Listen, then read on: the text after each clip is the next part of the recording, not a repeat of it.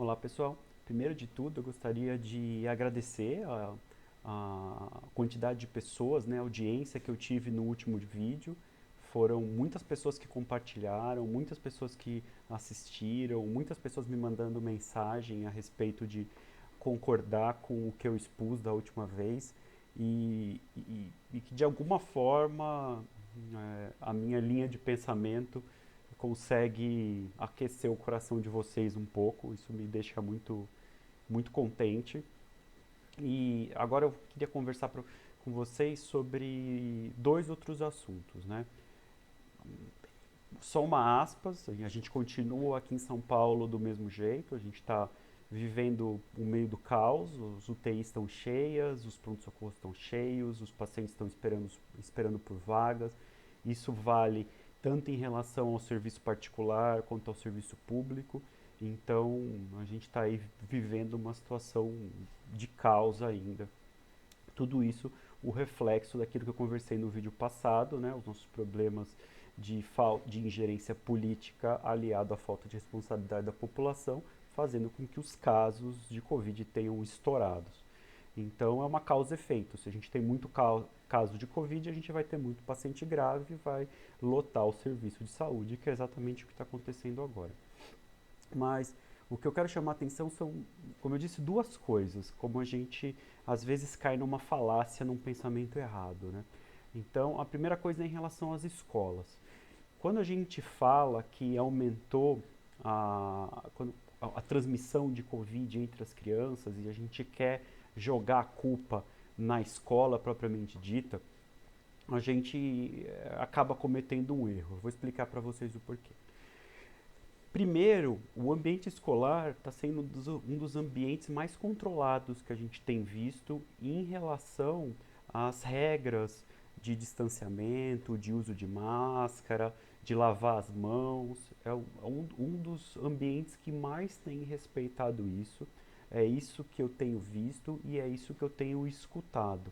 Então, a escola em loco, ela além de ser um ambiente muito bom para as crianças, para conviver com outras crianças, para estudar, correr atrás de um ano letivo que o ano passado já ficou quase inteiro parado. Nós somos um dos países, maiores países, um dos países do mundo que ficou mais tempo com as aulas suspensas, né, ou só com aula online. Uma aula online que funciona muito bem para classe média alta, para classe alta, mas funciona muito mal realmente para as classes mais baixas, que não tem computador, não tem um celular disponível para conseguir estudar. Então, isso para esse pessoal também foi muito problemático. Mas voltando ao erro de pensamento que eu quero mostrar para vocês. Então, a escola, sendo um dos ambientes mais controlados que a gente consegue ver, que a gente tem hoje em dia, então a gente consegue diminuir muito a taxa de transmissão de Covid, né? Mas o que acontece é que, eu vou dar um exemplo hipotético. A gente tem um aluno lá na escola e esse aluno, ele em casa, o pai dele está trabalhando normalmente, a mãe está em casa e o pai, ele de repente, ele está lá no trabalho, ele está numa reunião com outras pessoas, 5 outras pessoas estão na reunião, e ele resolve naquela mesa de reunião tirar a máscara para tomar um café. Então, ele está lá na mesa de reunião, ele tira a máscara dele, ele toma um café. Neste momento, ele já está se colocando numa situação de risco. Então, uma outra pessoa que estava naquela reunião também tem Covid e acaba transmitindo para o pai desse aluno. O pai desse aluno começa a ter sintomas gripais e passa para o aluno. O aluno vai para a escola, mesmo num ambiente bastante controlado, ele acaba passando para outros alunos. Então eu vou te perguntar para vocês: o problema é a escola ou é a falta de responsabilidade do pai do aluno? A gente acaba caindo naquela mesma conversa, é a falta de responsabilidade da população. Porque se os pais estiverem se cuidando, se o pai daquele aluno não tiver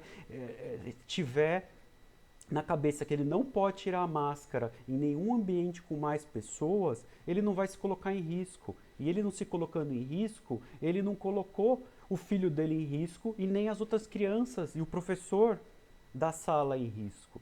Então, é mais um local onde a falta de responsabilidade da população acaba jogando a culpa na escola. A culpa não é na escola, a culpa é da população que não segue direito as recomendações de distanciamento social, de uso de máscara, de limpar a mão com álcool gel.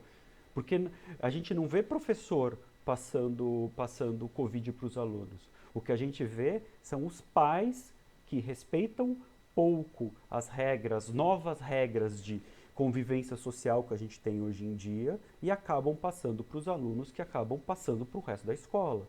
Então, se a gente tiver um pouco mais de responsabilidade social, tem em mente que seu filho está na escola e você precisa se proteger para que ele não pegue Covid e não passe para as outras pessoas e não feche a escola, a gente acaba sabendo quem é o culpado de verdade. E o culpado não é a escola, entendeu?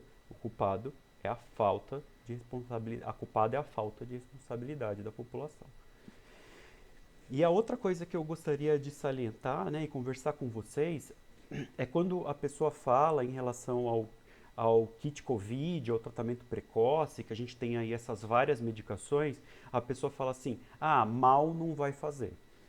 Se a gente levar em conta o número de gente que tomou com relação ao número de gente que teve algum tipo de complicação, realmente a chance de complicar é muito baixa. Então, a pessoa que tomou ivermectina, a pessoa que tomou hidroxicloroquina, a pessoa que tomou colchicina. Então, assim, a chance de uma complicação, elas existem, a gente está vendo, mas a chance de complicação é muito baixa.